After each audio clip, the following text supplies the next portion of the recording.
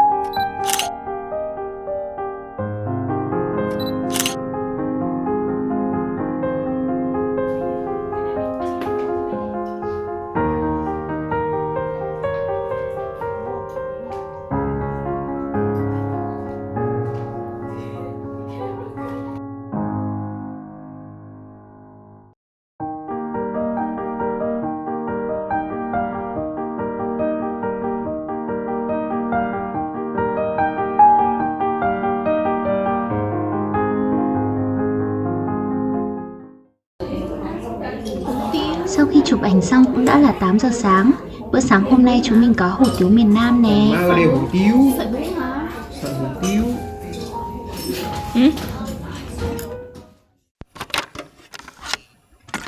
Lịch trình hôm nay của bọn mình đó sẽ là đi cà phê Thông Ơi nằm trong rừng thông Đà Lạt để check in sống ảo cảnh rừng thông. Sự bất ổn bây giờ mới thực sự bắt đầu mọi người ạ. Không ngờ rằng sẽ phải leo cái con dốc này mới đến được rừng thông nên mình đã đeo một đôi giày cao gót tận 7 phân nhằm sống ảo. Nào ngờ giờ phải viện vào bạn bên cạnh để có thể đi xuống dốc một cách run rẩy. Không biết có được tấm ảnh nào xinh đẹp không, nhưng mà mình thương đôi guốc của mình quá hu hu.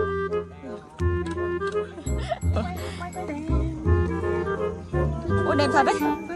Ở đây đẹp lắm. Rừng à, mình đang ở Thông ơi. Thôi, ôi trời mày hình như hơi cao quá thật đấy. Hơi cao thật. Thôi, cảm ơn cao. Con dốc này, eo ơi. Người đeo dép có khác không? Thế là béo sắp đuổi kịp rồi.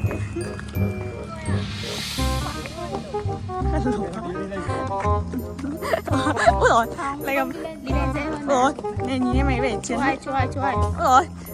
Một bình thật táo trắng với cậu. Tao cậu thế nào đấy? Này cậu đen đi chuôi. Ủa? Đây tao tưởng đây là cậu chứ hả béo. Béo ơi. Ôi rồi. Đây chưa?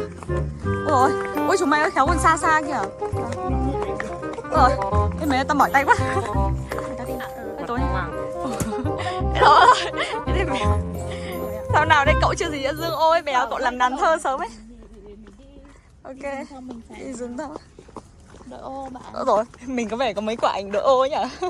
Đem ô trắng đi khắp muôn nơi à? Tớ yên tâm, tớ yên tâm cậu. Tớ đang quay cả cái guốc của cậu đây này. Nhưng mà tớ nghĩ tớ sẽ quay lên cho đẹp. Nhưng có vườn chuối nhỉ? Tự nhiên có vườn chuối làm mất đi. Nó làm tớ liên tưởng là chúng mình đang đi kiểu bước vào cái kiểu quê ấy, kiểu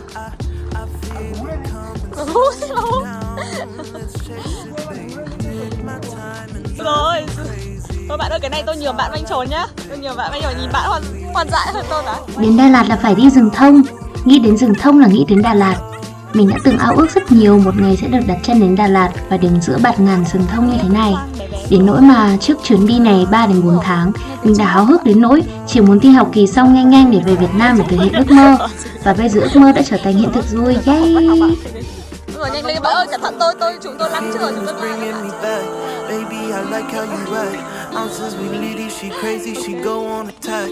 Oh, I like when you do that. Rolling and wrestling, baby, you know I got tag. Pinning that ass to the mat. Black, beautiful, powerful girl, it's a fact.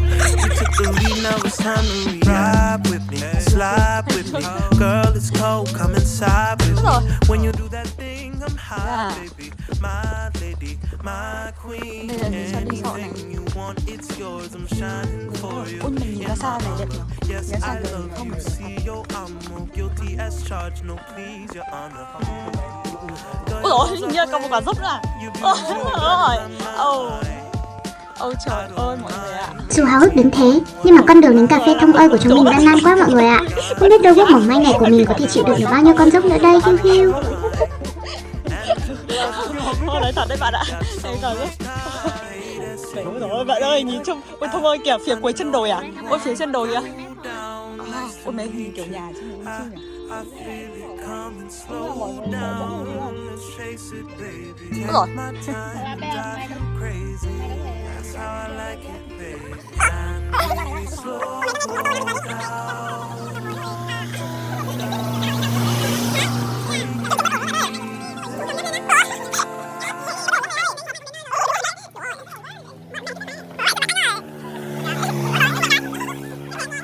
Rồi. Thôi bạn. Ôi có cái mũ lưỡi chai trên kia. À không, cái đèn ạ, nhìn nhầm. Ôi, đây là chỗ này. Cái chân đồi. Ui dồi ôi mọi người ơi, hình như là báo hiệu ở trước cửa chúng ta còn một con dốc nữa ạ. Cái này chỉ dốc chứ không. Nhưng mà dốc nhẹ thôi. Dốc thôi không trơn đâu. Wow. Nhưng mà trên này nhìn không rõ. Đây này. Rồi. Rồi. Đi vào trong rừng đúng là kiểu. Rồi thôi đây này. Ôi ơi, nhìn trông như công chúa hoàng tử ấy nhở. Đây này, nhảy lên slow lên nào. Ôi rồi. Anh nhảy đẹp đấy bạn ơi. Đấy rồi. Hơi lủng nha. Thôi rồi đây tôi quay luôn đây. Đây đúng rồi. Ôi mày có xe sao ạ? Chúng mày đi dịch vào đi. Có xe được thôi. Có xe bên dưới nha. Chúng mày ơi có hai cái xe bên dưới lại luôn. Xe bên dưới à.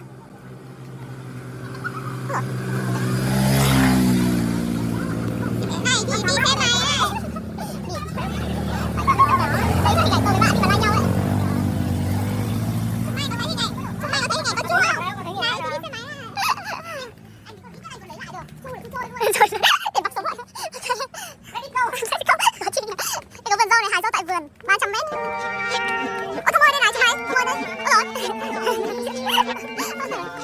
Và cuối cùng đôi guốc của mình cũng chịu được đoạn đường dốc gần 1 km và đã đến đích.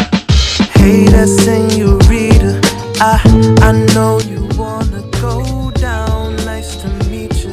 I feel take my time and drive you crazy. That's how I like you. Quán cà phê nằm ẩn mình trong rừng thông rộng lớn cùng với thiết kế gỗ đơn sơ, mộc mạc mà vô cùng hòa hợp với thiên nhiên. Một điểm dừng chân không tồi cho các lữ khách.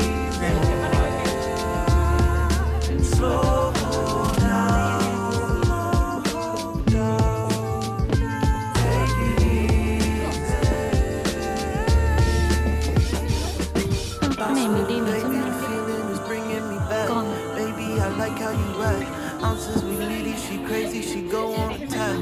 Tuy mang vẻ của nơi thâm sơn cùng cốc là thế, nhưng đông khách hơn mình tưởng. Đây thực sự là một trải nghiệm tuyệt vời, vừa có thể uống cà phê chill chill trong tiết trời mát mẻ, vừa hóng gió và nghe tiếng chim hót quyện với tiếng lá thông xào xạc.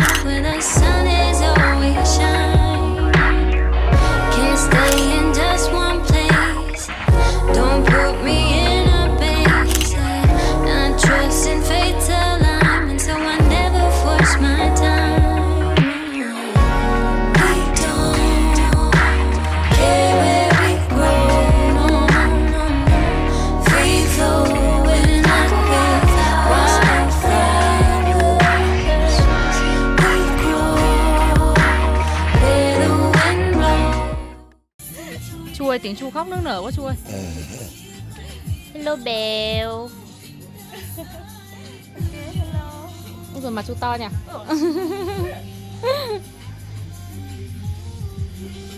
Ôi rồi. Quán cà phê còn có một góc sống ảo với sách mang hơi hướng vintage rất là xinh. Với những người bạn nào đam mê phong cách xưa cũ và mong muốn tìm kiếm ở mỗi nơi các bạn dừng chân thì cà phê Thông ơi là một điểm đến tuyệt vời.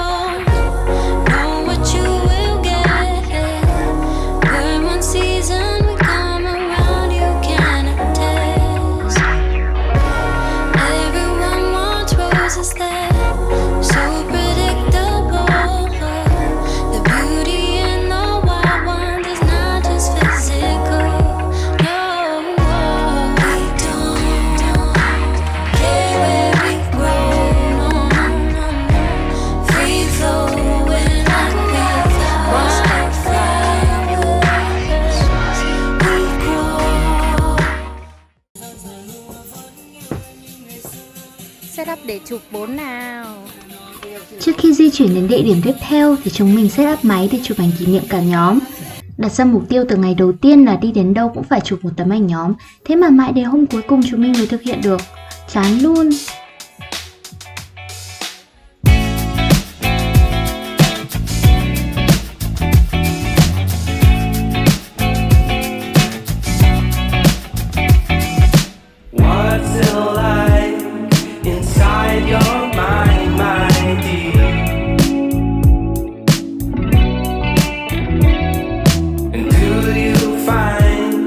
It terrifying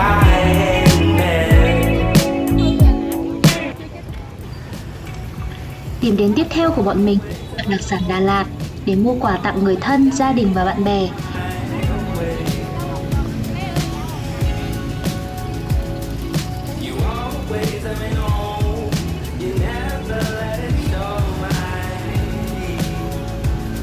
Đúng như tên gọi của nó, ở đây bày bán chủ yếu những đặc sản chỉ có thể tìm thấy ở Đà Lạt như dâu tây, trà và cao atiso, mứt đủ loại hoa quả như kiwi, mãng cầu, dâu tây, dâu tằm, vân vân.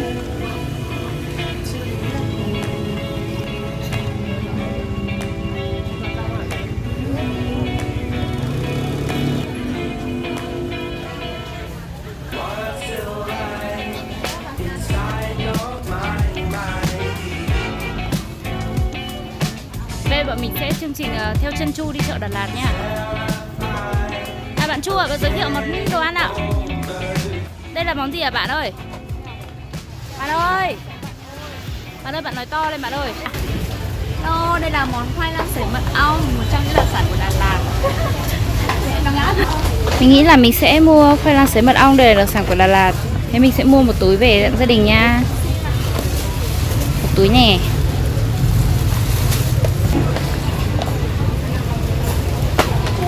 Rất là nhiều thứ. Ở đây rất là nhiều mứt, bởi vì đây có rất là nhiều dâu tây và họ cũng làm mứt. Đây là mứt mận, mứt, dâu tây, kẹo dâu tây.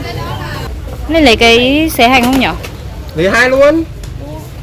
Nên lấy thử cái xé hành ấy. Đây lấy cả mấy mật ong à? Lấy một cái mật ong rồi. Ok. Nên lấy thêm khoai lang sấy giòn không nhỉ? Ôi cái này tận 75.000 liền, trời ơi. Ở đây còn có các loại hạnh nhân, mứt mận, ô liu, xí muội, quất trần, rất nhiều loại khác. Bọn mình đã ăn thử cái này hơi ngọt, rất là mứt, hơi ngọt. Cái mứt này không thì biết là mứt gì. Đây mứt gì, mứt táo à, mứt gì? Chị ơi, mình có cái gói nào ở ngoài nào? Nhưng cái này không bị ngọt lắm này. Có, khoai lang sấy hành á, đóng gói hết rồi nha. Cái này chua chua này. Không được thử à? Nhiều món thử quá cho nên chị có cho thử hết được rồi. Mọi người ơi, đây là lần đầu tiên mình nhìn thấy mứt kiwi mọi người ạ. Nhưng mà tao nghĩ tao có thể lấy gói này.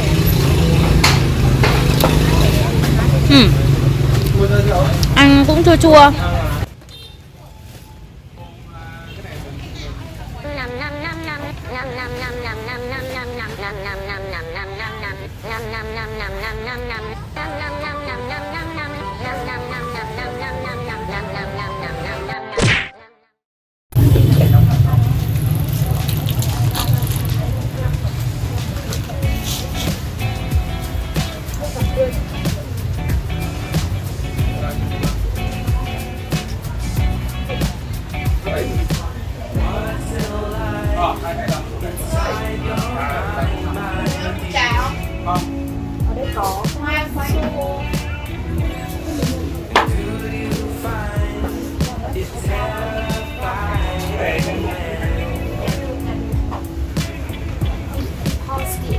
Mọi người, bọn mình đang đi tìm đồ ăn vặt bán theo cân để bọn mình ăn vặt ở trên tàu mọi người ạ. Bọn mình có 30 tiếng đi tàu, thế nên là bọn mình phải tìm cách để giết thời gian trên tàu. Thực ra trên tàu bọn mình chỉ có ăn với ngủ thôi, nhưng mà phải tìm cái gì ở bọn mình ăn thật nhiều để giết thời gian.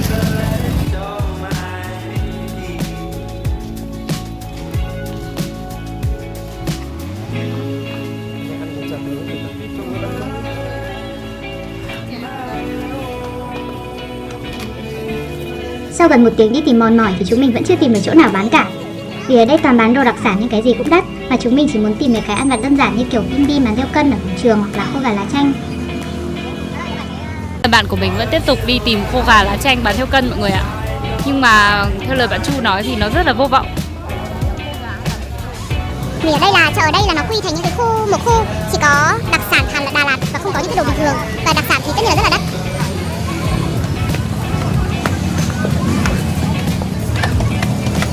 Này cũng không còn gì, cũng còn công hết. Thì quá vô vọng, mà còn đói vì chúng mình chưa ăn trưa nên chúng mình quyết định sẽ đi tìm đồ ăn rồi sau đó có sức mới tìm tiếp được. Có thức mới được đạo đúng không mọi người?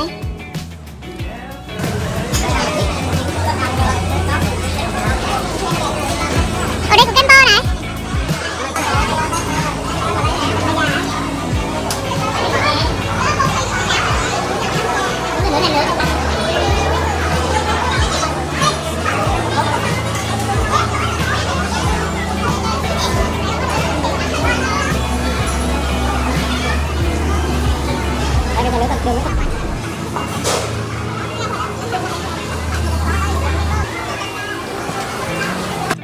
Và sau đây sẽ là chương trình Food Tour Đà Lạt cùng bộ tứ bất ổn chúng mình.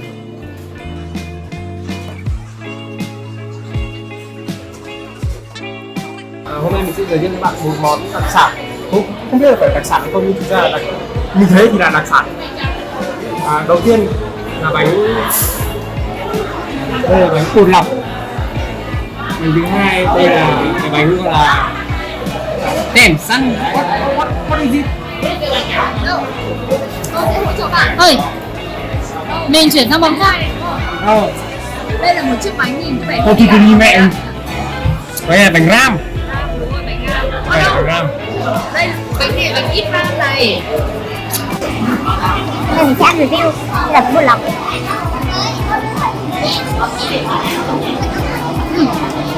Bánh bột lọc ở trong này nó ngon, bánh bột lọc ở ngoài Bắc. Kiểu nó rất ngọt ấy, mềm và ngọt, tôm thơm.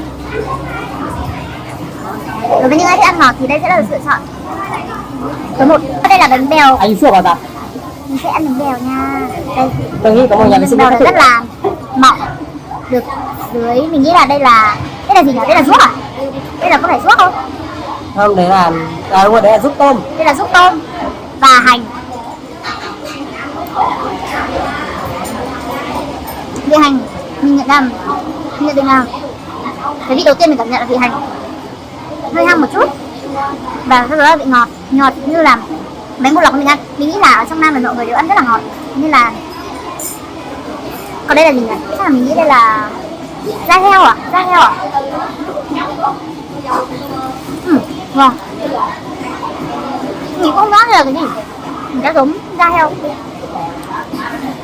Tiếp theo cũng là một loại bánh bèo, nhưng mình cũng không rõ đây là bánh nhân khô hay nhân ướt nữa, tại vì mình cái nào nó bánh bèo.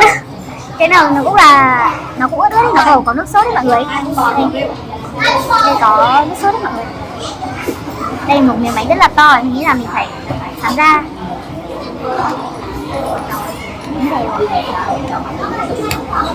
Rồi, một bánh bèo, ăn bánh bèo nên thành ra cắn nách không được, miếng bánh bèo mọi người ạ. Đây, mình không biết là trong mình nhân người ta để gì đây. Bạn nào biết hãy cho con vào comment giúp mình nha.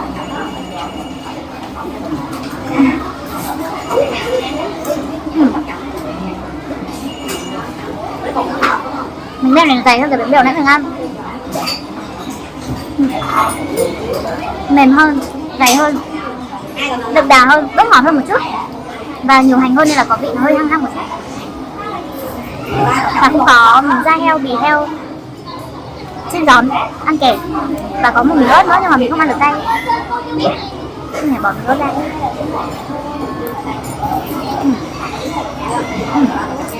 Ngon mọi người ạ. Và bánh cuối cùng là bánh ít ram. Mình không biết vì sao gọi là bánh ít ram, bánh nào. Đây là, ôi cái này giống như là vỏ bánh mì. Cái này giống vỏ bánh mì quá mọi người ơi. Đây, cái này giống vỏ bánh mì, xong ở đây như kiểu là bánh bột lọc chiên cùng vỏ bánh mì.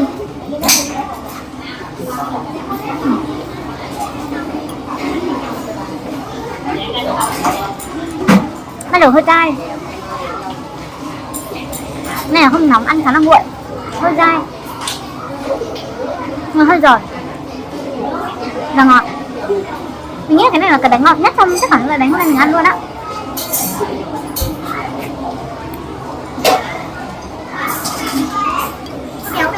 Mềm.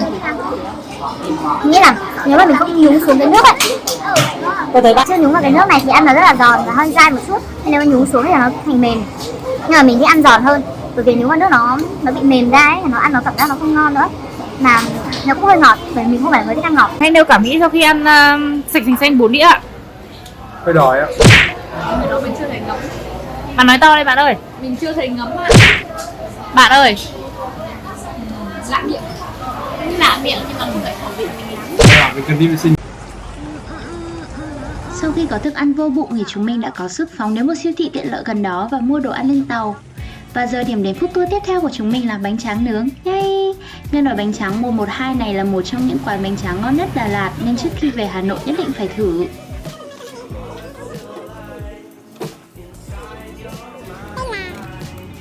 bánh tráng nướng trứng gà, phô mai khô bò.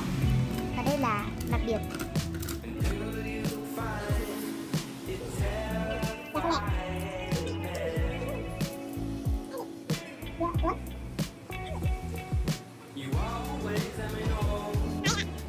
Ngon các bạn. Vâng.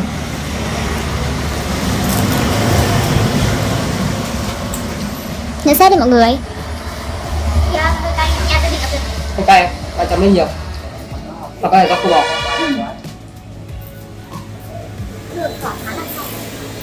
Giòn, giòn, Giòn. và giòn. Giòn.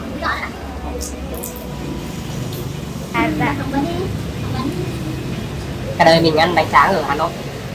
Đây là lần đầu tiên mình ăn bánh tráng ở Đà Lạt. Mà bạn thấy bánh tráng Đà Lạt khác bánh tráng Hà Nội ở đâu ạ? Đầu tiên thì nó là ở Đà Lạt. Thứ hai là nó ngon hơn bánh tráng này, không có dầu mỡ, ăn rất là ngon. Kể bạn. Thế bạn thế nào ạ? Mình đặt quan điểm và kim cương quan điểm. Và điểm đến cuối cùng cho food tour của chúng mình đó chính là kem bơ. Đến Đà Lạt mà không ăn kem bơ thì thật sự rất là phí luôn đấy. Thật ra chúng mình không muốn kết thúc food tour nhanh thế đâu, nhưng mà giờ mà không về thì muộn xe, mắc kẹt ở Đà Lạt đã khỏi về Hà Nội luôn.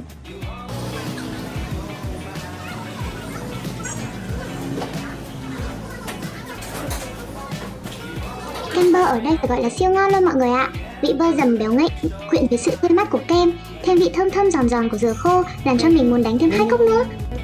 Về đến nhà mà mình vẫn còn lưu luyến kem bơ ở đây đến nỗi mà mẹ mình còn đùa bảo là hay quán kem bơ đó bỏ thuốc viện vào kem mà sao về nhà rồi mà cứ đòi ăn bằng được kem bơ đến thế.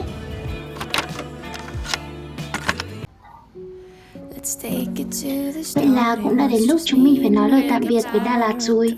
Chuyến đi 3 ngày 2 đêm tuy ngắn nhưng chan chứa rất nhiều kỷ niệm. Có lẽ 10 năm nữa, 20 năm nữa chúng mình cũng không thể nào quên. Mỗi lần nhớ lại lôi vlog ra xem nha các bé Chu, bé Bèo, bé về Đanh Hoàng. I let go and let the light fell for something new. It was sweet for a moment, this love I never knew. It Bye bye called nào me Chu ơi, little bye bye. dreamer and said I'd be okay. Chu ở Đà Lạt nha, I bye let bye, go mình of về my đây. ambitions and promised in myself.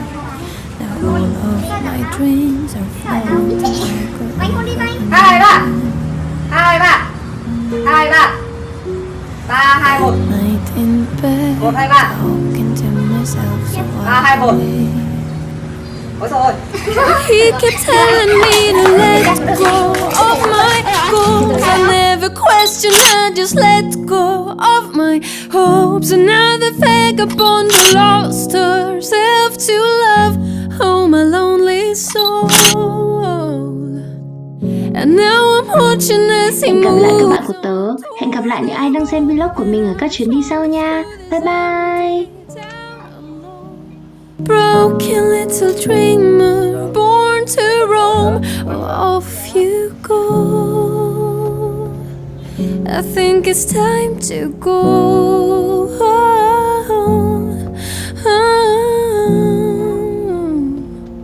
I think it's time to go.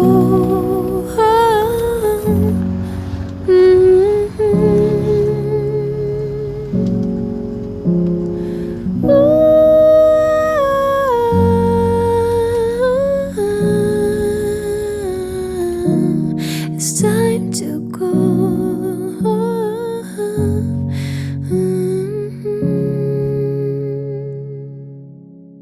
Về nhà thay dép không bạn? Chúng tôi cũng không muốn chở bạn đâu.